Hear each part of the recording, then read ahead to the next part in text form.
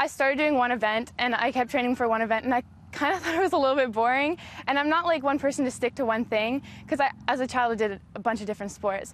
So I kind of was good at everything, but not great at one thing. So I thought heptathlon was kind of perfect for me. I didn't really choose it, kind of chose me.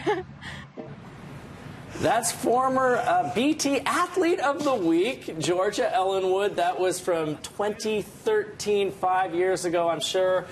Georgia, it seems like a long time ago now when we were out there shooting that piece on you.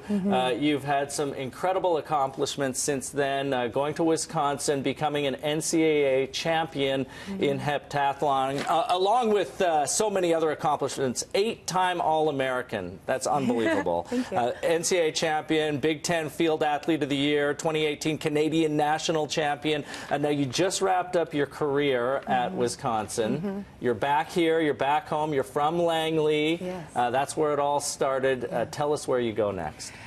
So it's kind of weird for me to be done with the NCAA. It's all I've known for the last 5 years. And so it's kind of an exciting time for me because I can kind of look at my options and see what I want and set goals. And at a point, I was almost like not sure if I was going to even continue with track and field after. After university? Yeah, I wasn't even sure because I knew that it would take a lot to go pro and like get to the Worlds or the Olympics. And so after my last year and when I won the NCAAs, I was like, maybe this is a sign that I should continue. Exactly. The best in American college sports, which is pretty good.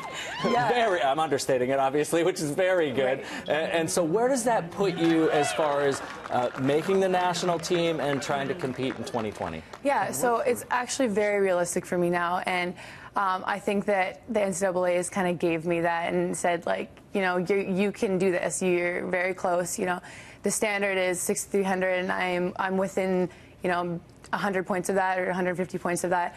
And so just continue doing exactly what I've been doing, and those will come to me. And so. Okay, so let's go back to the start. Langley, what school did you go to? Went to Langley Secondary School. Tell us about some of the people that inspired you, helped you along the way, whether it was coaches or teachers. Yeah. Well, I think a big thing in Canada is that high school track and field is not as focused on, and so I did club track and field, and my coaches were Kim Chapdelaine and Dwayne Lotnick, and they were very, very influential for me, and they kind of got me to build up this big passion for the sport. And so I think they were big influencers in my life, and then they showed that I can go far in this and I can get a scholarship to an American college and all of this. So did they help you with that? For someone like me and parents out there that are hoping that their young kids maybe could get assistance, athletic scholarship somewhere, either in Canada or the United States, how does the process take place?